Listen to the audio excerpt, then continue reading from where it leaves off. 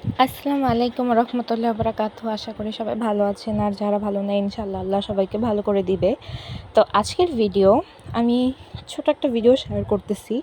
গ্রামে যখন মানুষ ধান টান কাটে তো তাদের দিন কেমন যায় বা তারা কি করে ধান কাটার সময়। তো আজকে আমাদের ধান কাটছে। ধান কাটার পরে ধানকে কি করে চালে রূপান্তরিত করা হয় তো ওইটা নিয়ে আজকের ভিডিও। তো ধান কাটার পরে ধানটাকে একটা মেশিনের মধ্যে দিয়ে তারপরে ধান গাছের থেকে ধানগুলোকে আলাদা করা হয়। তো ভিডিওটা আমি নিতে পারি নাই, কজ যখন এটা করছিল তখন আমি স্টুডেন্ট পড়াচ্ছিলাম, যার জন্য আমি ভিডিওটা নিতে পারিনি। ধান থেকে চালে রূপান্তরিত করার জন্য প্রথম স্টেপ হলো ধানটাকে সারা রাত পানিতে ভিজিয়ে রেখে ধানটাকে পরিষ্কার করে নেওয়া।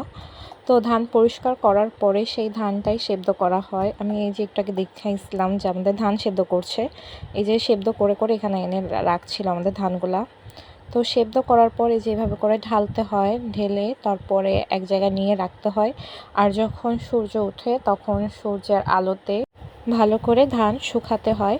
তো যখন সূর্যের তাপ অনেক বেশি থাকে তখনই শুকাতে হয়। আর এই ধান সেদ্ধ করার পর ধান শুকায় একদিনে শুকায় না, এটা 2 থেকে 3 দিন বা 3 থেকে 4 দিনের বেশি সময় লাগে।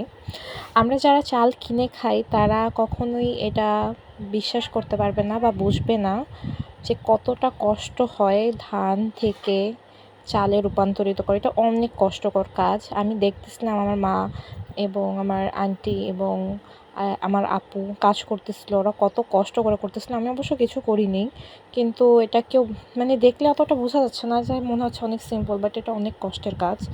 যারা অনেক কৃষকরা আছে যারা ধান কেটে তারপরে ধান নিয়ে আসে বাড়িতে, এদেরও অনেক কষ্ট হয় রোদের মধ্যে বসে দেন ধান কেটে আনা, কষ্ট করে বয়ে আনা, এটা অনেক কষ্টকর। কিন্তু যারা চাল কিনে খায় তারা এটা বুঝবে না কখনোই। তো আমাদের ওখানে না দুইটা মুরগি ঝরকা লাগছিলাম, একটু ভিডিওটা নিচ্ছিলাম। আর এই যে আমি বসে বসে দই খাচ্ছি আর বাতাস খাচ্ছিলাম। আর ওই যে আমার ভাবি কুটা নাড়ছে। আমি না আগে জানতাম না ওটারে কী বলে, ধানের আঁশরে আমি বলতাম আঁশ, তো এখন জানি ওটা কুটা। তো ধান নাড়া যখন হয়ে গেছিলো তখন আমি ভাবলাম আমি একটু নাড়ি, আমি নাড়তেই পারতেছিলাম না, আমি শুধু ধানের উপর হাঁটতেছিলাম।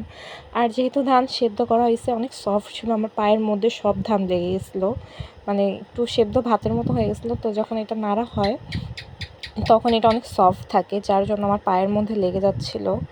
তো আজকের ভিডিও এই পর্যন্ত। আল্লাহ হাফেজ।